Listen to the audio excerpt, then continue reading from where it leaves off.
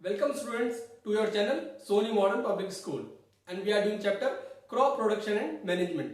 तो आइए जल्दी से एक बार रिकैप ले लेते हैं। हमने लास्ट क्लास में क्या क्या पढ़ा था।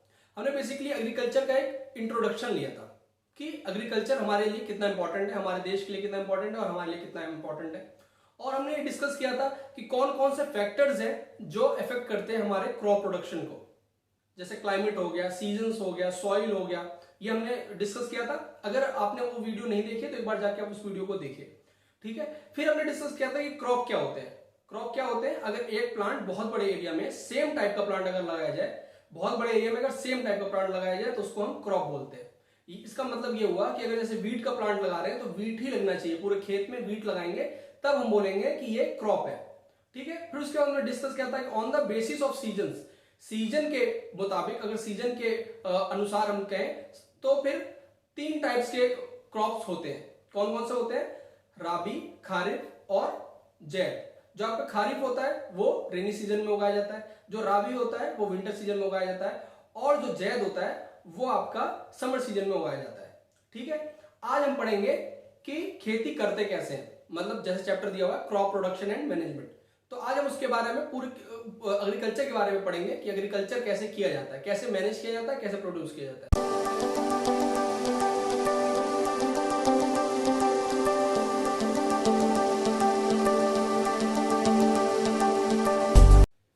जैसा कि आप देख पा रहे हैं, heading crop production and management. Crop कैसे प्रोड्यूस किया जाता है और उसको फिर मैनेज कैसे करते हैं। प्रोडक्शन मतलब क्या होता है? प्रोडक्शन मतलब होता है उत्पादन। बहुत इजी वे में बोले तो पैदा करना, कैसे हम क्रॉप को पैदा करते हैं। और मैनेजमेंट मतलब होता है प्रबंधन।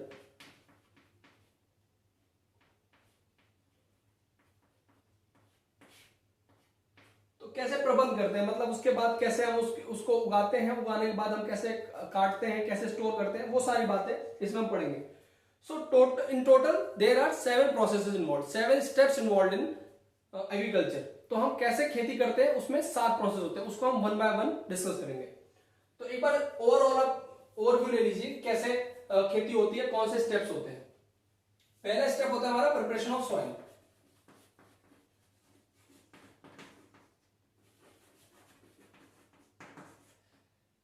हम क्या करेंगे, पहले सॉइल को प्रिपेयर करेंगे, क्योंकि खेती तो सॉइल में ही होगी ना, तो हम सॉइल को प्रिपेयर करेंगे। सॉइल प्रिपेयर करना मतलब हो गया जब खेत को जोतते हैं, जैसे प्लॉइंग करते हैं, टिलिंग करते हैं, तो उसको बोलते हैं प्रिपरेशन ऑफ सॉइल। अब हमारा सॉइल प्रिपेयर हो गया, अब क्या करेंगे, अब हम उसमें सोइंग करेंगे। सोइंग मतलब बीज बोएंगे, तो सोइंग ऑफ सीड्स।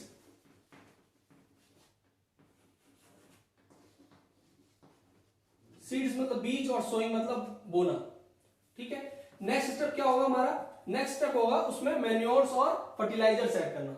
मैन्योर्स और फर्टिलाइजर्स क्या होते हैं? ऐसे केमिकल जो हमारे प्रोडक्शन को बढ़ा सके, जो फर्टिलिटी को बढ़ा सके सॉइल के, और इन टर्न जब फर्टिलिटी बढ़ेगी तो हमारा प्रोडक्शन भी बढ़ेगा, जो हमारा क्रॉप होगा वो भी बढ़ेगा। तो एडिंग मैन्योर है fertiliser.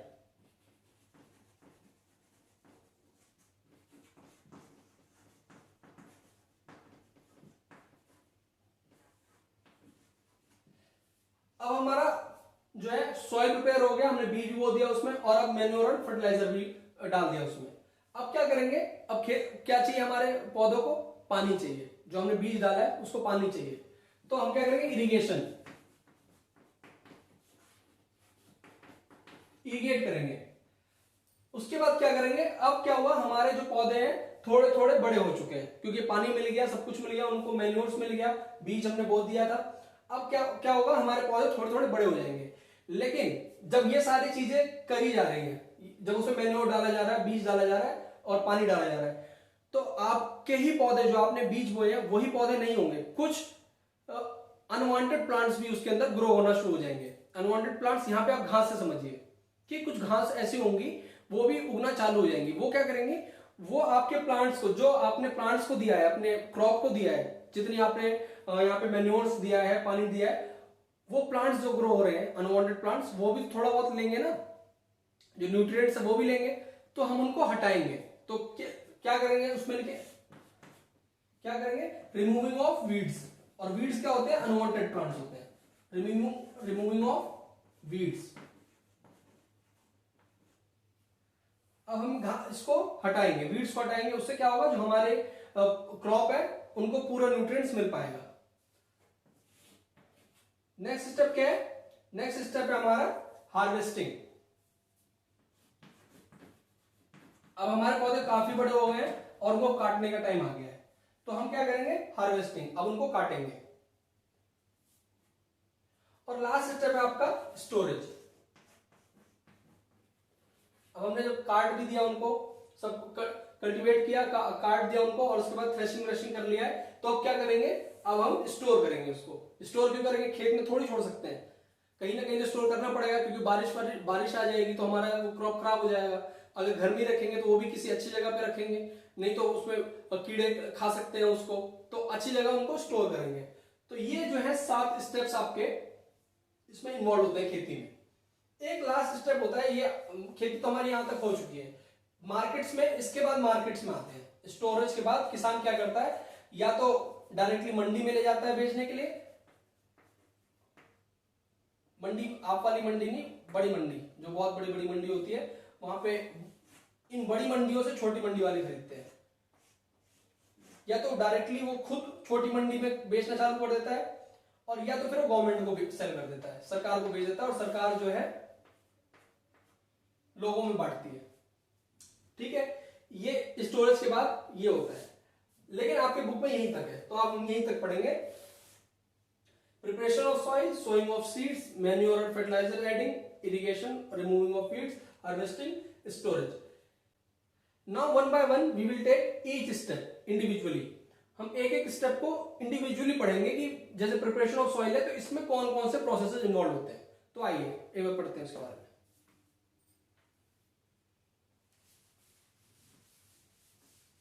So preparation of soil, preparation of soil में क्या होता है,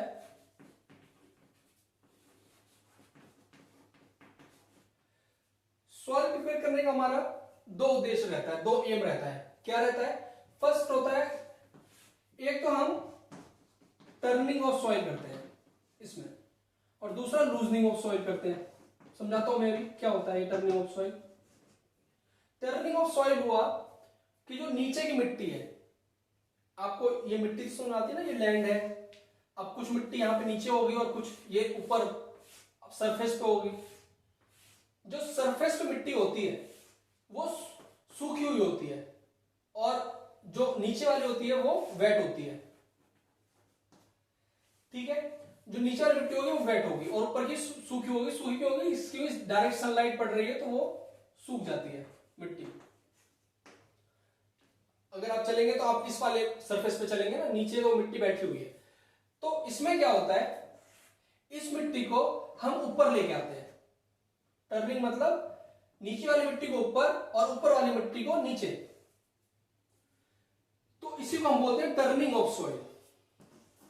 और ये क्यों करते हैं हम, जैसे मैंने आपको पहली वीडियो में बताया था कि साइंस जो है क्वेश्चन से बना हुआ है, तो हमने पहले तो टर्निंग ऑफ सॉइल किया। क्यों किया turning of soil, turning of soil हमने इसलिए किया, आपको पता है कि जो पहले के प्लांट्स रहे होंगे या फिर डेड ऑर्गेनिजम्स होंगे वो नीचे बैठ गए होंगे, और आपको पता है कि जो मैंने आप एक सेकंड चैप्टर जो पढ़ा था हमने, उसमें हमने पढ़ा था कि गुड माइक्रो ऑर्गेनिजम्स होते हैं, पढ़ा था ना, गुड माइक्रो ऑर्गेनिजम्स होते हैं जो एग्रीकल्चर में हेल्प करते हैं। वो कहां पे होते हैं, वो इस सॉइल में पाए जाते हैं, जो वेट सॉइल है वो यहां पाए जाते हैं। और वो क्या करते हैं, जितने भी पहले के प्लांट्स रहे होंगे या फिर कुछ माइक्रो जो ऑर्गेनिजम्स होंगे, कुछ ऑर्गेनिजम्स होंगे, एनिमल्स वगैरह, तो वो डेड होंगे। तो वो क्या करेंगे, वो माइक्रोब्स क्या करेंगे, उन प्लांट्स को और उन डेड ऑर्गेनिजम्स को डिकम्पोज करते हैं। डिकम्पोज क्या मतलब, क्या होता है, डिकम्पोजिशन मतलब होता है कि जो पहले के जो प्लांट्स वेस्ट रह गया होगा उसमें से वो न्यूट्रिएंट्स निकाल लेंगे और बाकी को वो खत्म कर देंगे। मतलब उसमें से न्यूट्रिएंट्स निकाल लेते हैं वो, और ये न्यूट्रिएंट्स इस सॉइल में पाया जाता है, नीचे वाले सॉइल में वो न्यूट्रिएंट्स पाया जाता है। और न्यूट्रिएंट्स और क्या होता है, मिनरल्स न्यूट्रिएंट्स वो इस नीचे वाले सॉइल में पाए जाते हैं। बहुत सारे जो दूसरे मिनरल्स होते हैं वो ऊपर, और ऊपर क्यों नहीं होते, वो ऊपर इसलिए नहीं होते क्योंकि जब बारिश होती है और सनलाइट की वजह से, तो ये जो ऊपर मिनरल्स होते हैं और न्यूट्रिएंट्स होते हैं वो बैठ के नीचे चले जाते हैं, सॉइल में नीचे चले जाते हैं वो। तो इसीलिए हम इस नीचे वाली मिट्टी को ऊपर लेके आते हैं, क्योंकि जो हमारा प्लांट होता है उसको रिक्वायरमेंट होती है इस एरिया में, वो इतने नीचे जाके उसको रिक्वायरमेंट नहीं होती, क्योंकि हम जो बीज लगाते हैं वो कुछ इस एरिया में लगाते हैं। मान लीजिए ये सॉइल है, अगर ये सॉइल है तो बीज हम यहाँ कहीं लगाते हैं, तो रूट्स तो उसको यहाँ चाहिए ना, यहाँ पे चाहिए ना उसको, ये मिनरल्स यहां से तो लेगा नहीं वो, तो फिर हम इसलिए वो नीचे वाली मिट्टी ऊपर लेके आते हैं, जिससे कि हमारे रूट्स को अच्छे न्यूट्रिएंट्स मिल सके, सारे मिनरल्स मिल सके और उनकी ग्रोथ प्रॉपर हो सके। इसी को हम बोलते हैं टर्निंग ऑफ सॉइल। आपको समझ में आ गया टर्निंग ऑफ सॉइल क्यों करते हैं? क्योंकि हमारी जो नीचे मिट्टी है जिसमें मिनरल्स है और न्यूट्रिएंट्स है, वो मिट्टी ऊपर आ जाए, क्योंकि हमारे जो रूट्स है वो कुछ ही सेंटीमीटर पे ग्रो होते हैं, जो हमारे प्लांट्स की ग्रोथ होती है वो कुछ ही सेंटीमीटर पे डिपेंड करती है, टॉप के कुछ सेंटीमीटर पे डिपेंड करती है। ये हो गया हमारा turning of soil. Turning of soil मतलब नीचे की मिट्टी ऊपर लाना, ऊपर की मिट्टी नीचे ले जाना। और लूजनिंग ऑफ सॉइल क्या होता है?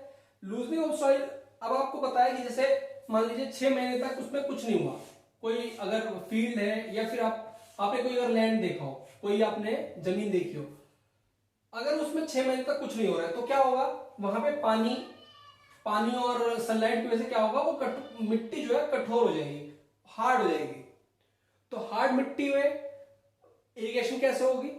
हार्ड मिट्टी में तो इरिगेशन हो नहीं पाएगी, उसके लिए आपको सॉइल को लूज करना पड़ेगा, तो इसे बोलते हैं लूजनिंग ऑफ सॉइल। अब इसके बेनिफिट्स क्या क्या होते हैं लूजनिंग ऑफ सॉइल्स के? एक तो होता है कि रूट्स जो होते हैं, प्लांट्स के जो रूट्स होते हैं वो डीपली पेनिट्रेट हो पाते हैं। पेनिट्रेट का मतलब नीचे तक जा पाते हैं रूट्स इजिली। तो पहला बेनिफिट क्या हुआ कि हमारा जो रूट है उसे जहां तक लूज मिलेगी सॉइल, लूज तो मतलब समझते हैं ना, मिट्टी जो है मुलायम हो जाती है, ढीली हो जाती है, मतलब टफनेस खत्म हो जाती है मिट्टी की। तो जब खेत हम प्लॉ करते हैं, टिलिंग करते हैं, तो वो मिट्टी लूज हो जाती है, तो उसकी वजह से क्या होता है, रूट्स आराम से नीचे जा पाते हैं। ये इसका पहला बेनिफिट है। दूसरा क्या होता है कि जो रूट्स है वो आराम से ब्रीथ कर पाते हैं। आपको पता है कि प्लांट्स भी ब्रीथ करते हैं, जैसे हम ब्रीथ करते हैं वैसे ही प्लांट्स भी ब्रीथ करते हैं। तो ये रूट्स आराम से ब्रीथ कर पाएंगे। जब रूट्स आराम से ब्रीथ कर पाएंगे, इजिली ब्रीथ कर पाएंगे, तो उनकी ग्रोथ भी अच्छी होगी। तो दूसरा रीजन होता है कि वो प्लांट्स के रूट्स अच्छे से ब्रीथ कर पाते हैं। तीसरा रीजन क्या होता है? तीसरा रीजन होता है कि माइक्रोब्स जो होते हैं, हमारे गुड बैक्टीरियाज होते हैं,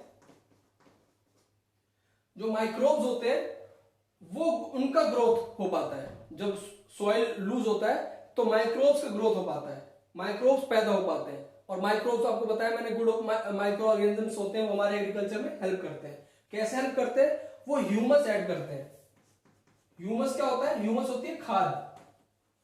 वो खाद बनाते हैं। वो खाद कैसे बनाते हैं? जो भी प्लांट्स पहले के पड़े रह गए होंगे, जो पिछले साल हमने खेती की होगी और उसमें पड़े रह गए होंगे, तो उनको क्या करेंगे, वो डिकम्पोज करते हैं। डिकम्पोज मतलब क्या होता है? वेस्ट को अलग कर देते हैं और न्यूट्रिएंट्स निकाल लेते हैं उसमें से। न्यूट्रिएंट्स तो आप जानते हैं ना, जो प्लांट्स के लिए हमारे जरूरी होता है। न्यूट्रिएंट्स क्या होते हैं? जैसे नाइट्रोजन हो गया, आपका कैल्शियम हो गया, नाइट्रोजन, कैल्शियम, फास्फोरस और पोटेशियम, वो उसमें से निकाल लेते हैं। प्लांट्स में पहले से न्यूट्रिएंट्स तो कुछ रहे होंगे ना, तो वो उनको निकाल लेते हैं और वो निकाल के उसका खाद बना के प्लांट्स को दे देते हैं, जिससे हमारे प्लांट की ग्रोथ अच्छी हो पाती है। माइक्रोब्स, तो तीसरा रीजन हो गया हमारा लूजनिंग ऑफ सॉइल से, माइक्रोब्स की ग्रोथ अच्छी हो पाती है। उसके बाद क्या होता है? हमारे अर्थवर्म। अर्थवर्म आप जानते हैं? अर्थवर्म मींस होता है केंचुआ। केंचुआ आपने कभी देखा होगा, तो इस इमेज में देख लीजिए। ये अर्थवर्म क्या करते हैं, हमारे प्लांट्स के कैसे बेनिफिशियल होते हैं? ये सॉइल को और टर्न करते हैं, मतलब ये डीपली जाते हैं, अर्थवर्म चलते रहते हैं, तो क्या करते हैं, नीचे वाली सॉइल ऊपर करते हैं, ऊपर वाली सॉइल नीचे करते हैं। तो जो हमारा टर्निंग ऑफ सॉइल था, ये इसमें हेल्प करते हैं अर्थवर्म। तो इस लूजनिंग ऑफ सॉइल के ये फायदे हैं हमारे। और इस तरह से हम प्रिपरेशन ऑफ सॉइल करते हैं। सॉइल को इस तरह से हम प्रिपेयर करते हैं। एक तो सॉइल को टर्न करते हैं और एक हम सॉइल को लूजन करते हैं, लूज करते हैं। और इस turning of soil and loosening of soil को हम कहते हैं टिलिंग और प्लोइंग। टिलिंग और प्लोइंग, इसको हम टिलिंग एंड प्लोइंग कहते हैं। अब ये हम करते किस इंप्लीमेंट से, कौन से टूल्स यूज करते हैं, आइए उसके बारे में थोड़ा पढ़ते हैं।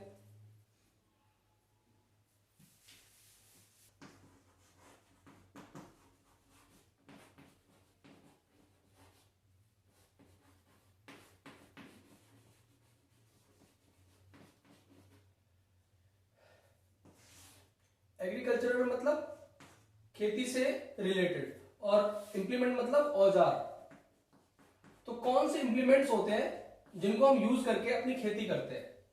जो हम अपना सॉइल प्रिपेयर करते हैं, अभी हम सॉइल प्रिपेयर करने के बारे में पढ़ रहे हैं, तो हम जो सॉइल प्रिपेयर करते हैं वो कौन कौन से इंप्लीमेंट से, कौन कौन से टूल्स यूज करते हैं, वो हम पढ़ेंगे। फर्स्ट है हमारा प्लॉ। प्लॉ मीन्स होता है हल, जो हिंदी में आप देखेंगे हल। आपने देखा होगा आज की नहीं, ट्रेडिशनल मेथड हमारा हल हुआ करता था। जो आज के 10 साल 15 साल पहले जो खेती होती थी वो बैलों के बीच में हल लगा के हम खेती करते थे, जो खेत जोतते थे। और उसके बाद है हो। ये हो जो बेसिकली आपके बुक में दिया हुआ है, ये हो इंडिया में यूज नहीं होता, ये हो बाहर यूज होता है, जो आपके बुक में दिया हुआ है। इंडिया में हो की जगह पे हम बोलते हैं इसको फावड़ा। और जो प्लॉ का मॉडर्न है, प्लॉ का मॉडर्न जो अल्टरनेटिव है, इसको हम बोलते हैं कल्टीवेटर। ट्रेडिशनल मतलब होता है पुराना, ट्रेडिशनल मतलब पुराना, और इसका उल्टा होता है मॉडर्न। मॉडर्न मतलब आज का। ट्रेडिशनल का ऑपोजिट होता है मॉडर्न। तो ये जो प्लॉ है ये ट्रेडिशनल मेथड है, बहुत कम जगह ये यूज होता होगा, अगर आज भी यूज होता है तो पहले यूज होता था बहुत ज्यादा, क्योंकि पहले उस टाइम पे ट्रैक्टर्स नहीं थे। आज ये कल्टीवेटर यूज होता है इसकी जगह पे, ये ट्रैक्टर के पीछे लगा होता है, तो इसको हम कल्टीवेटर बोलते हैं। तो आप इस पिक को देखिए, हम इसमें आपको प्लॉ दिखाते हैं। इस पिक में देखिए बैलों के बीच में से ये लगा हुआ है प्लॉ, जो हमारा हल है वो बैलों के बीच में है, और इस हल को किसने पकड़ा हुआ है, फार्मर ने, किसान ने पकड़ा हुआ है इस प्लॉ को। तो जो मिट्टी में जो कोना जो मिट्टी में जा रहा है, जो मिट्टी से टच हो रहा है, ट्रायंगुलर शेप में आयरन का बना हुआ होता है, इसको बोलते हैं प्लॉशेयर, इसको बोलते हैं प्लॉशेयर। और जो किसान ने पकड़ा हुआ है वहां से लेके जो ऑक्स के, बैल के गले तक जा रहा है बीच में, उसको बोलते हैं प्लॉ शाफ्ट। आप इस इमेज में देखिए। और जो ये ऑक्स के गले पे जो लगा हुआ है, दोनों ऑक्स के गले पे लगा हुआ है, उसको बोलते हैं हम बीम। आप इस इमेज को देखिए। ये प्लॉ जो है वुड और आयरन के से बना हुआ होता है। कुछ पार्ट इसका आयरन का होता है जो नीचे मिट्टी में जा रहा है, और ऊपर वाला पार्ट वुडन होता है, मतलब लकड़ी का होता है। ये आपने देख लिया। इससे हम अपने सॉइल को टर्न करते हैं। इसका यूसेज क्या होता है, सॉइल को टर्न करते हैं और लूजन भी करते हैं, और जो पहले की घास वास हुई होती है उसको भी हटाते हैं। तो ये हमारे प्लॉ का काम हो गया। हो क्या होता है, हो फावड़े जैसा होता है, इंडिया में इसको फावड़ा ही समझिए। इससे हम क्या करते हैं, इससे हम जो बड़े बड़े क्रम्स बन जाते हैं, बड़े बड़े मिट्टी के ढीले बन जाते हैं प्लॉइंग करने के बाद, तो इससे हम उसको तोड़ते हैं, और इससे भी हम वीड्स वगैरह भी हटाते हैं। और कल्टीवेटर, कल्टीवेटर क्या है मैंने बताया, कल्टीवेटर जो है प्लॉ का मॉडर्न मेथड है कल्टीवेटर। पहले हम हल से खेत को जोतते थे, आजकल हम कल्टीवेटर जो ट्रैक्टर के पीछे लगा हुआ होता है, आप देख सकते हैं इमेज में, इससे हम अपने सॉइल को प्रिपेयर करते हैं, सॉइल को टिल करते हैं, लैंड को टिल करते हैं। इससे क्या होता है, इस कल्टीवेटर से एफिशिएंसी बढ़ जाती है। जहां पहले हल से 2-2 घंटे 3-3 घंटे लगते थे एक खेत को टिल करने में, एक कल्टीवेटर कुछ मिनट्स में खत्म कर देता है, हमारा काम बच जाता है, हमारी एफिशिएंसी बढ़ जाती है। मतलब मैन पावर भी कम लगती है और उसके बाद काम भी जल्दी हो जाता है। कल्टीवेटर का ये फायदा होता है। ठीक है, एक चौथा है हमारा लेवलर। लेवलर क्या करता है? लेवलर, अब मिट्टी हमने जो है खेत को जोत दिया तो मिट्टी इधर उधर पड़ी रहती है, मिट्टी जो है ऊपर पड़ी रहती है बहुत सारी, थोड़ी मिट्टी कभी इधर ज्यादा है कभी उधर ज्यादा है। तो लेवलर क्या करता है? लेवलर सारे मिट्टी को लेवल, मतलब एक लेवल में कर देता है सारे मिट्टी को। ये लेवलर आप देख सकते हैं। तो ये एक लेवल में कर देता है। इससे क्या होता है? इससे सोइंग में, जब बीज हम बोते हैं उसमें हमको आसानी रहती है और इरिगेशन में आसानी रहती है, तो वो हम लेवलर से करते हैं। तो ये सारे आपके एग्रीकल्चरल इंप्लीमेंट्स हैं। अब हमारा जैसे कि पहला स्टेप कंप्लीट हो गया। अभी हमने 7 स्टेप देखे थे, 7 स्टेप देखे थे, तो एक स्टेप उसमें से कंप्लीट हो गया हमारा। कौन सा? Preparation of soil. अब हमने नेक्स्ट स्टेप की तरफ मूव करते हैं। नेक्स्ट स्टेप कौन सा हमारा? Sowing of seeds. हम सीड्स को सो करेंगे। सो मतलब बोएंगे सीड्स को।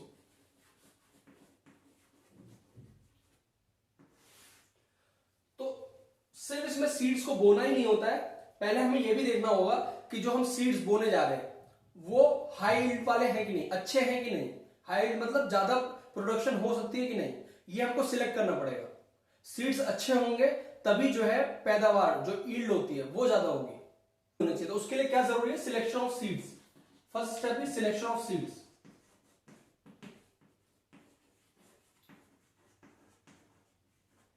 तो इसके लिए हम क्या करते हैं, जो आपकी बुक में एक मेथड दिया हुआ है उसके बारे में हम डिस्कस करेंगे। इसमें हम सीड्स को सिलेक्ट करते हैं। सीड्स क्या होते हैं? पिछले साल के हमारे पास जो सीड्स होंगे वो हम क्या करेंगे, एक वाटर में डाल देंगे, पानी में डाल देंगे। तो क्या होगा, जो अच्छे सीड्स होंगे, जो अच्छे सीड्स होंगे वो तो नीचे बैठ जाएंगे पानी में, वो नीचे बैठ जाएंगे। लेकिन जो खराब सीड्स होंगे, जो हॉलो, हॉलो मतलब अंदर से खोखले होंगे, जिनको अंदर से कीड़े खा गए हैं या फिर जो सड़ गए हैं जो सीड्स, वो ऊपर पानी में फ्लोट करने लग जाएंगे। फ्लोट मतलब तैरने लग जाएंगे। तो जब वो तैरने लग जाएंगे तो हम उनको उठा के बाहर फेंक देंगे। वो पानी का जो ऊपर वाला हिस्सा है उसको हम उठा के बाहर फेंक देंगे। और जो नीचे बैठे हुए सीड्स हैं वो हमारे बेटर सीड्स होंगे, बेटर क्वालिटी के सीड्स होंगे, जिसकी वजह से हमारी जो क्रॉप होगी वो अच्छी होगी। तो उसी सीड्स को हम सिलेक्ट करके सो करेंगे। सो मतलब बोएंगे। तो ये हो गया हमारा सिलेक्शन ऑफ सीड्स। आपकी बुक में एक एक्टिविटी गिवन है, ये आप सबको करनी है। एक्टिविटी में ये करना है कि गेहूं लेना है आपको, वीट लेना है। अगर आप घर में हो वीट, तो वीट को क्या करोगे, आप पानी में डालो और देखो कितने वीट जो है ऊपर फ्लोट कर रहे हैं और कितने वीट नीचे बैठ गए। जो वीट नीचे बैठ गए वो अच्छे क्वालिटी के हैं और जो वीट ऊपर फ्लोट कर रहे हैं वो बेकार क्वालिटी के हैं, उसको बाहर फेंक देना है। तो आपको इससे पता चलेगा कि जो वीट्स नीचे बैठ गए वो अच्छे वीट है और उनसे हमारी जो क्रॉप होगी वो अच्छी होगी। तो ये हो गया हमारा सोइंग ऑफ सीड्स। तो हम सिलेक्ट करते हैं पहले उन सीड्स को। अब उन सीड्स को जब हमने सिलेक्ट कर लिया तो उन सीड्स को सो करना है। वो हम कैसे करेंगे? तो जो पहले ट्रेडिशनल मेथड की बात करूं, अभी मैंने बताया ट्रेडिशनल मेथड क्या होता है हमारा। ट्रेडिशनल मतलब पुराना मेथड, पहले हम ऐसे करते थे। और मॉडर्न मेथड मतलब होता है आज हम क्या करते हैं। तो ट्रेडिशनल मेथड के बारे में बात करते हैं पहले। इस इमेज को देखिए आप, इस मेथड को बोलते हैं हम फनल मेथड। जो ट्रेडिशनल मेथड है हमारा, इसमें हम फनल का यूज करते हैं। फनल मतलब क्या होता है? फनल मीन्स होता है कीप। और उसमें क्या होता है, फनल में हम उस फनल से 3-4 पाइप अटैच रहती है। वो पाइप क्या करती है, और वो पाइप बहुत डीप तक मिट्टी तक जाती रहती है। आप देखिए इस इमेज में पाइप कहां पे है, तो वो मिट्टी तक जाती रहती है और हम ऊपर फनल से अपने सीड्स डालते रहते हैं और हमारा बैल चलता रहता है आगे आगे, और वो पाइप जो है नीचे सॉइल में सीड्स को सो करते जाती है, मतलब बोती जाती है। ये जो 3-4 पाइप्स होती है, तो इसी को हम बोलते हैं ट्रेडिशनल मेथड। तो ये आपका था ट्रेडिशनल मेथड। आज हम कैसे यूज करते हैं, ये बहुत टाइम कंज्यूमिंग प्रोसेस था जो हमने पहले डिस्कस किया, और इसमें जो है इतना अच्छा आउटपुट भी नहीं आता था और बहुत सारे इसके डिसएडवांटेजेस थे। तो हमने क्या किया, अब हम यूज करते हैं सीड ड्रिल का। सीड ड्रिल क्या होता है, इस इमेज में देखिए। सीड ड्रिल आज जो है ट्रैक्टर के पीछे लगे हुए ये ड्रिल होता है, इसको हम बोलते हैं ड्रिल। सीड ट्रैक्टर के पीछे लगा होता है और ऊपर से एक बॉक्स टाइप का होता है जिसमें सीड्स डाल दिए जाते हैं और ये ट्रैक्टर चलता रहता है और इसमें पाइप्स लगे होते हैं और लेकिन ये डीप तक जाता है और ये मिट्टी को भी कवर करते हुए जाता है। मतलब जैसे वो सीड्स चले गए उसके अंदर जमीन में, तो उसके बाद उसको जो ये ड्रिल है ये सीड्स को कवर कर देता है। कवर मतलब ऊपर ढक देता है मिट्टी से। उससे क्या होता है कि जो चिड़िया होती है वो इन सीड्स को खा नहीं पाती, नहीं तो सारे सीड्स जब खा लेंगी चिड़िया तो फिर प्रोडक्टिविटी कैसे होगी, क्रॉप कैसे ग्रो होगा। तो इसका ये फायदा होता है। इसके और क्या फायदे होते हैं, इसका एक और फायदा होता है कि ये यूनिफॉर्मली आपके सीड्स को शो करता है। यूनिफॉर्मली मतलब इक्वल स्पेसेस में। इक्वल स्पेस मतलब जैसे अगर एक सीड एक जगह डला तो उतनी ही दूरी पे दूसरा सीड डलेगा, उतनी ही दूरी पे तीसरा सीड डलेगा, उतनी ही दूरी पे चौथा सीड डलेगा। ऐसा नहीं है कि एक ही जगह 5-6 सीड्स गिर गए और थोड़ी दूर जो है एक भी सीड नहीं गिरा। ऐसा नहीं होता इसके अंदर, इस मेथड के अंदर। तो इसका एक बहुत बड़ा फायदा होता है कि आपके जो सीड्स होते हैं वो यूनिफॉर्मली गिरते हैं, यूनिफॉर्मली शो होते हैं। तो उसकी वजह से क्या होता है, यूनिफॉर्मली शो होने की वजह से क्या होता है कि इनके बीच में स्पेसेस यूनिफॉर्म रहते हैं और इनको एक सीड्स को मतलब एक जो क्रॉप होगा उसको proper sunlight, proper nutrients, proper water मिल पाएगा। ओवर क्राउडिंग नहीं होती है। और अगर मान लो एक ही जगह 6-7 सीड्स गिर गए तो क्या होगा, एक ही जगह थोड़ी सी दूर में 6-7 क्रॉप उग जाएंगे हमारे और फिर वो सनलाइट के लिए, वाटर के लिए और न्यूट्रिएंट्स के लिए लड़ाई करना चालू कर देंगे अगर एक क्रॉप होगा। फॉर एग्जांपल इसको मैं ऐसे समझाता हूं, ओवर क्राउडिंग क्या होता है। मान लीजिए आपके घर में चार लोग हैं, आप 2 सिबलिंग्स है, मतलब आप भाई बहन है और आपके पेरेंट्स हैं। मान लीजिए आप 4 घर में लोग हैं और आपको जो है आपके घर में आज 20 चपातीस बनी, 20 रोटीज बनी, तो क्या होगा आपको जो है पर पर्सन 5-5 चपातीस मिलेंगी, है ना। अब मान लीजिए आपके घर में आज 20 रोटीज ही बनी लेकिन शाम को कुछ मेहमान आ गए, मान लीजिए 6 पीपल आ गए घर में आपके। अब आप कितने लोग हो गए, टोटल 10 लोग हो गए। 6 तो गेस्ट हो गए और 4 आप। तो अब क्या होगा, आप 20 रोटीज में से कैसे मिलेगा आपको, सबको सिर्फ 2 ही रोटी मिलेगी, है ना। तो इसी को बोलते हैं ओवर क्राउडिंग, कि आपके पास न्यूट्रिएंट्स जो है वो तो लिमिटेड है, सनलाइट भी लिमिटेड है, न्यूट्रिएंट्स भी लिमिटेड है, वाटर भी लिमिटेड है। तो अगर वो एक ही रहेगा तो उसको प्रॉपर उतनी दूरी में प्रॉपर न्यूट्रिएंट्स मिलेंगे, प्रॉपर सनलाइट मिलेगी, प्रॉपर वाटर मिलेगा। लेकिन एक ही जगह पे अगर मान लीजिए 5-6 सीड्स गिर गए तो उतनी दूर के लिए वो न्यूट्रिएंट्स जो है फुलफिल नहीं हो पाएंगे, सबके लिए बराबर मिल नहीं पाएंगे, सब फाइट करना चालू कर देंगे पानी के लिए, न्यूट्रिएंट्स के लिए और सनलाइट के लिए। तो ये ओवर क्राउडिंग से बचाता है। जो ये सीड ड्रिल मेथड बोलते हैं इसको, जो हमने अभी देखा, ये seed drill method over crowding से बचाता है और जिसकी वजह से हमारी जो ईल्ड होती है वो अच्छी होती है, हमारे जो क्रॉप्स होते हैं वो अच्छे क्वालिटी के होते हैं। तो ये था हमारा sowing of seeds, second step sowing of seeds. So ये थी हमारी आज की क्लास जिसमें हमने फर्स्ट 2 स्टेप्स के बारे में पढ़ा कि सॉइल कैसे प्रिपेयर करते हैं और सीड्स को सो कैसे करते हैं। नेक्स्ट क्लास में कुछ और स्टेप्स के बारे में जानेंगे। टिल देन आप इस वीडियो को अच्छी तरह से देखिए और कुछ समझ में नहीं आता तो नीचे कमेंट कीजिए। Okay, thank you.